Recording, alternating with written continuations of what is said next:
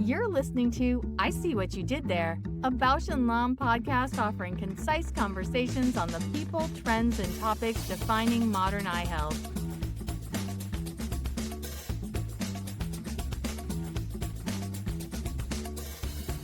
Welcome to another episode of I See What You Did There. My name is TJ Crawford. I am the Chief Communications Officer at Bausch Lomb. There is no shortage of conversation around AI breakthroughs, and that's particularly true when it comes to drug discovery and R&D. Today, we're going to take the conversation in a completely different direction. We're going to talk about AI in operations and how you actually deploy AI in a real company with real people, real constraints, and real expectations of results. I am joined by Pratap Ranade, who is the CEO and co-founder of Arena AI, and Trevor Lee, who is the CEO and co-founder of Myko. Welcome to you both. Excited to be here. So let's jump right in with some company overviews, and we'll keep these to a minute or less. Pratap, we'll start with you. What problem or problems does Arena exist to solve for? Yeah, so, Arena exists just to really better understand modern hardware. So effectively, we're a foundational intelligence layer for modern hardware. And if you think about the hardware story very briefly, we went from a world where when things broke, they made loud bangs and clangs and you could see it, to software-defined hardware, where the guts of it is hundreds of onboard computers connected by lots of wiring, connected by software that makes your drone, or in your case, your robot, work. Now, debugging this is largely you have these invisible failures. And so Atlas is a layer that understands that interconnected sort of the guts of the hardware and can help you understand why it's failing, root cause why, help you fix it. And so we think long-term, it puts us on a roadmap towards self-healing hardware. And you mentioned Atlas. That's the actual that's our problem, AI yes. That's deployed. Yeah. Exactly. Trevor, same question for you, Trevor. So what breaks down or could break down before Myko gets involved?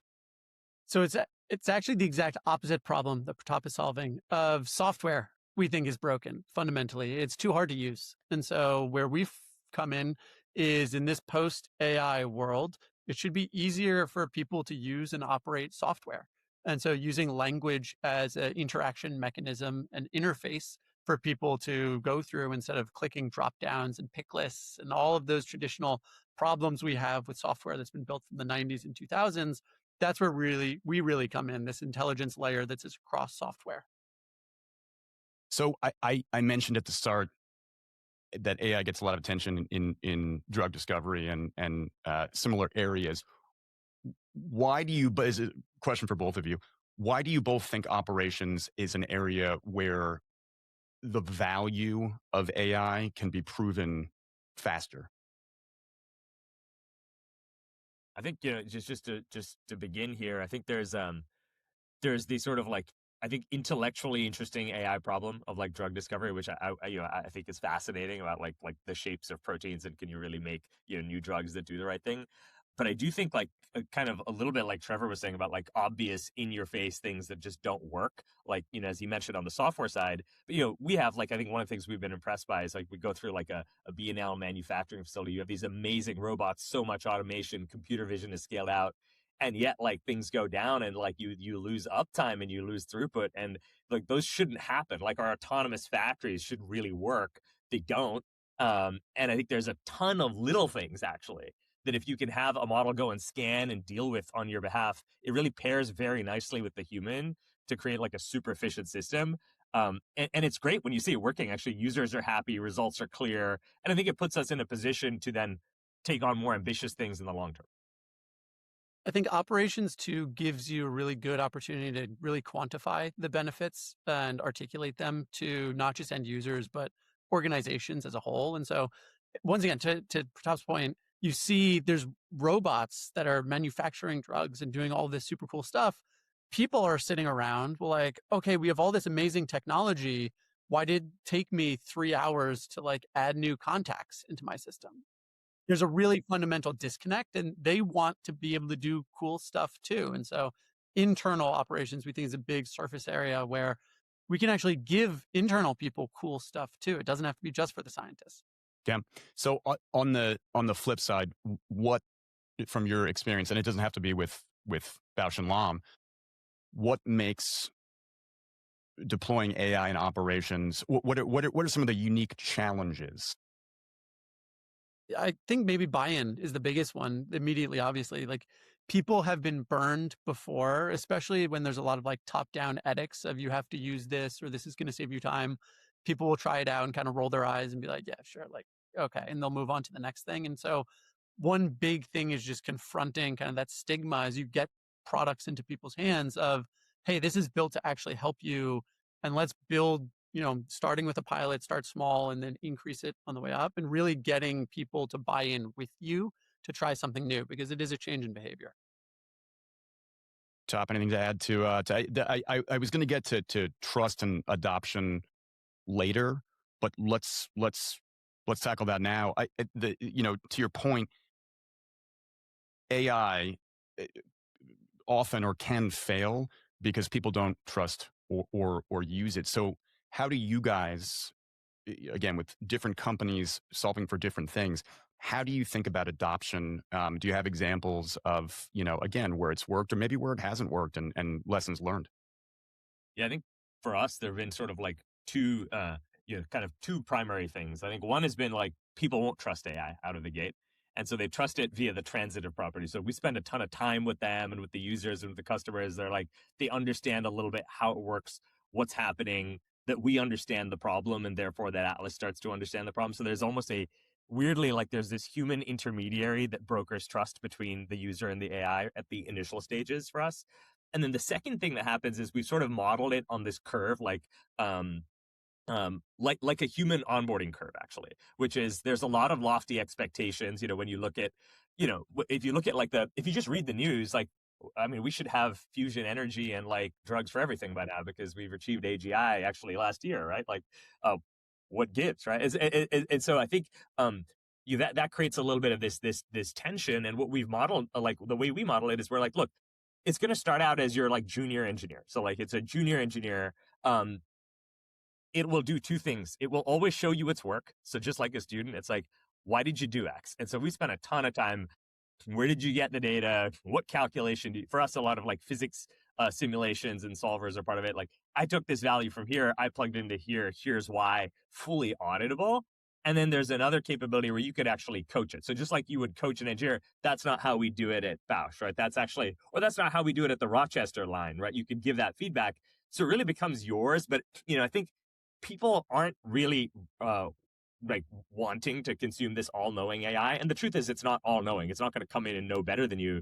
But how do you sort of that collaboration and that growth where like you teach it, it really becomes yours.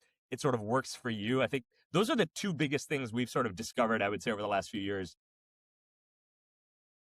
And it's so important from what we've seen as you're getting that adoption to really build it with the users and get that user adoption. So an interesting story for us is the other day, actually at Bausch, we're adding to a new couple territories, and we had a user do the whole presentation, built a PowerPoint, ran the demo. I didn't say anything. I just sat there and smiled, and he ran it, he crushed it.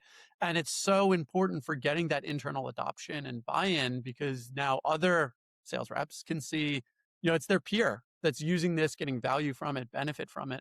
And a lot of that, once again, as Pratap said in the beginning, really comes down to like, how do you earn the trust immediately? And we similarly, like, we'll show results before anything goes into a system. So the user has full control, can see what the AI is doing. Nothing's happening autonomously. And then in the beginning, there are things that we get wrong. There are ways that the AI breaks. And so we really focus on speed. So if something breaks, someone tells us at 3:00, I'd like for us by 3:05 to have an email to them being like, hey, we saw this broke. We'll have it fixed for you soon. And then by 3:10, that's fixed and updated. Right? Those little things just during the initial onboarding and pilot stages as you're doing these rollouts is really critical because it just really helps stack that buy-in from the end users.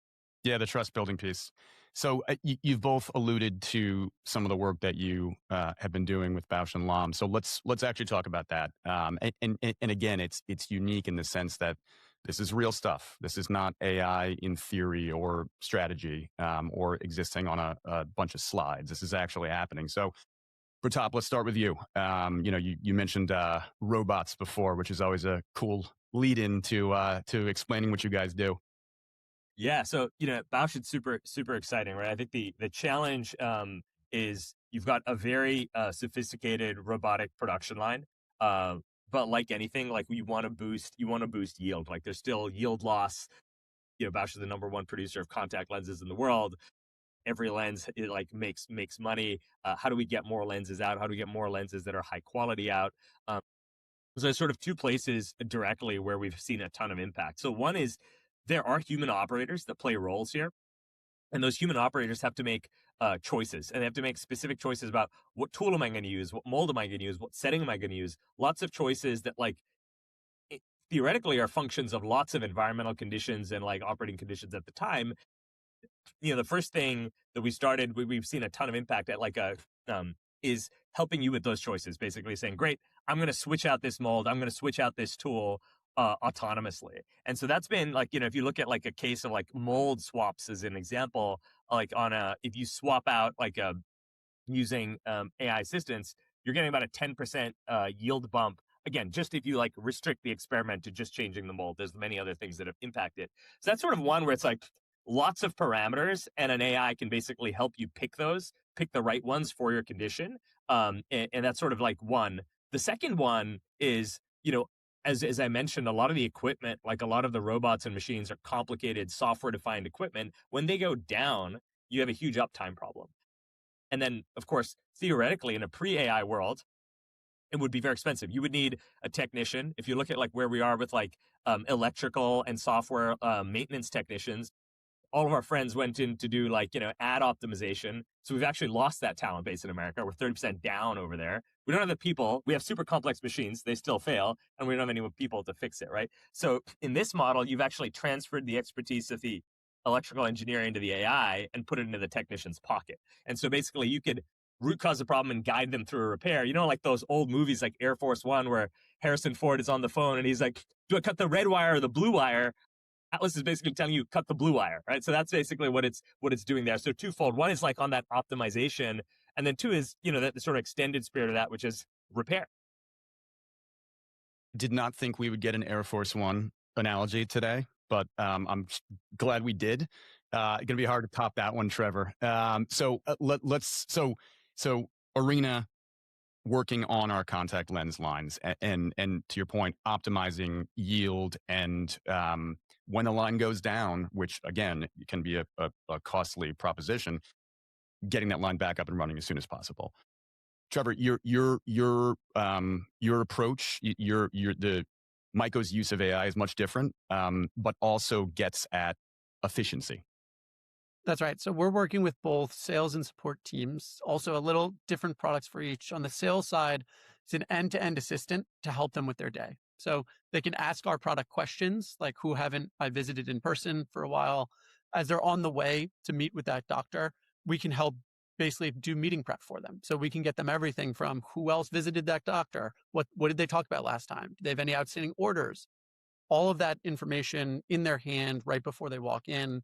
And then after the meeting, instead of going through the Salesforce mobile app, they can use our product to handle all of that admin work. So everything from ordering samples, logging their activity, driving pipeline, all of those hours they would spend at night, they just dictate, one voice note, and then we carry out those actions for them end to end. And then I was just going to say quickly on the support side, we've automated all of the inbound surgical orders. About 30% of all orders coming into surgical are now going through AI, where we're processing the SKUs, everything from handwritten notes to PDFs and sticker sheets. Those get processed for us. So a support agent can just see everything pre-filled out for them, and they can check it and confirm it rather than having to go map everything themselves. Yeah, and the second example that you used, the order piece, it's such a it's one of those kind of why didn't we do it this way before type things. I obviously you guys are bringing the tech to us to make that happen, but that's an instant look at it and yes, this works, this is improving, this is efficiencies, probably fewer mistakes. On the first piece for you, it's interesting because, the obviously it's going to help Bausch and Lomb from a sales perspective, right? A more prepared sales rep, in theory, is going to do better at their job, and that equals more sales. On the flip side, getting to eye care professionals, it's also helpful for them because if you're an optometrist or an ophthalmologist and you have a Bausch and Lomb salesperson or any salesperson come into your office and really not know what they're talking about, or say the exact same stuff they said last time, or don't know that you need XYZ, that's a waste of their time, which is precious. So I guess the downstream effect, if you will, is that this is also helping eye care professionals because you're optimizing their time with their sales rep as well. That's right. And so the rep can quickly see, oh, someone from our support team was talking to them last week, and they can see what they talked about. And so they're not going into that conversation blind when they know that, the order they had is on backfill or something. Right. Right. So let's fast forward a year or two from now. From an operational standpoint, if companies are exploring this or kind of dipping their toe here, what should they start or stop doing, to really make AI stick? Because I feel like we've hit a point where, and you see this covered quite often, where companies talk about how they're utilizing AI, and then there's no results to show for it, right? And a lot of science experiments. What is? Have you seen that? Make people a little more hesitant, perhaps. And what's your advice to them when you guys are out there trying to win over new customers about why this matters, and again, what they should start and again potentially stop doing? Top, you want to start? Yeah, sure. I think there's so many. There, it's hard to parse fully like the reasons for why people are necessarily saying no. And I think like all humans, like I would put myself in this category too. There is a layer of existential dread that we all feel. You're like, well, like if you're building at the agent layer, like how long until the models consume you? If you're a model layer, how long until the application layer consumes you? If you're compute, how long do scaling laws hold until the transformer architecture gets swapped out? Your energy, even more so. So kind of everyone is like afraid, let's say, as like a excited and afraid. And I think we see this mirrored in every organization. And so I think the simple thing that we found is it takes like a village, as they say. But in the case of any organization operationally, you need like sort of like, again, think about operations, you need the manager of the plants, the plant lead, the site lead to buy in. You need a few operators to buy in. You need someone who's actually going to have some patience to say, it's going to get it wrong a few times, but here's the potential. I understand why on the finance side to buy in. And you almost need to create like a little pod around that, right? Like loosely, maybe like the Air Force in the old days with Lockheed Skunk Works, right? Which is, we're going to go and take this.